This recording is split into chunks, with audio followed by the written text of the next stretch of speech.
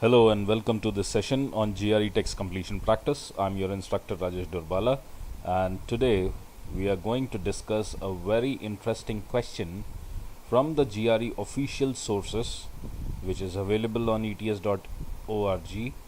The question would be dealing with a technique where you have explicit derouters in the sentence, okay, when your thoughts bend. So we'll try to see how they function and how you can use those cues to solve the questions, right? Are you excited? I'm damn pretty excited. Okay, now this is the question. Now the moment, I always keep telling my students, the moment you find sentences or text starting with though, although, nevertheless, okay, you should be very happy. You should be very, very happy. These are your friends. These are giving you some signals, strong signals.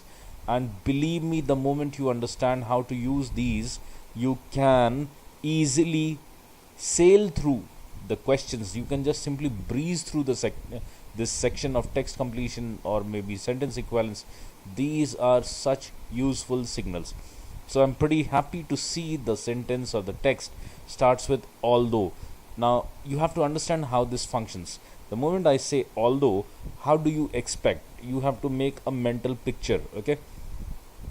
You should start visualizing although something positive, comma, something negative, or maybe although something negative, comma, something positive. So this is how you will find two contrasting pieces of statements connected together. So you have to understand this is how the sentence would be structured. Now let's see. Although he has long had a reputation for blank. Okay. Now this guy has got a reputation for blank.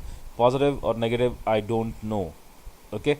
Now when I continue reading, his behavior towards his co-workers has always been blank. His behavior towards his co-workers has always been blank. I don't know what it is. It's totally blank for me. Suggesting now his behaviors towards his co-workers has been of some kind which is suggesting he may not be as insolent as people generally think. So he is not that ill-mannered or misbehaving as people generally think. So the second part, which is like suggesting he may not be as insolent as people think, is expounding or explaining or elaborating the second blank. That is, his behavior towards his co-workers has always been good. That is suggesting that he is not as bad as people think. So in the first blank, I'll require something bad, that is something negative, and in the second blank, I'm looking for something very, very positive. So now if I see the second blank first, I see brazen. Brazen is something rude, impolite. Okay, so I'm not looking for such kind of a word. I'm looking for a positive word. Courteous. Courteous is absolutely a perfect positive word. This can definitely go into the second blank. And third one, predictable. Predictable is not a kind of positive word that I'm looking for. Okay, so it's pretty clear that for the second blank the word is courteous. Now based on this, let's easily crack the first blank. I'm looking for something contrary to courteous. Okay, now when I say something contradictory or contrary to courteous, it could be, let us say, can I say inscrutability? Inscrutability is someone who is inscrutable, something who is difficult to understand or interpret. I'm not looking for something like this.